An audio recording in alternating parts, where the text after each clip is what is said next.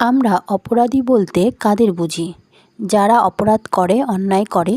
কিন্তু একটা সময় ছিল যখন একটা সম্প্রদায়কে জন্মগত অপরাধী ঘোষণা করা হয়। এক নবজাত শিশুকেও জন্মানোর আগেই তাকে অপরাধী বলা হতো। এমন এক আইন ভারতের লর্ড মেয়র সময় ব্রিটিশ সরকার আনে, যা ক্রিমিনাল অ্যাক্ট 1871 বলা হয়। এই আইনটি ব্রিটিশ ভারতের একটি কলঙ্কিত আইনও বলা যায়। ব্রিটিশ সরকার নিজেদের সুবিধার্থে নোমাডিক এবং সেমি নোমাডিক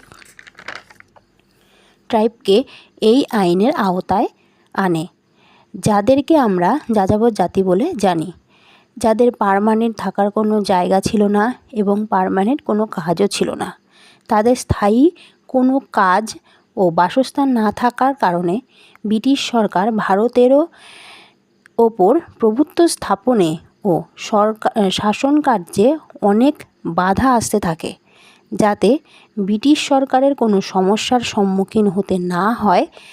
তাই অনেক আইন ব্রিটিশ সরকারের দ্বারা তৈরি করা হয় সেই সময়ে। এর মধ্যেই এটিও একটি।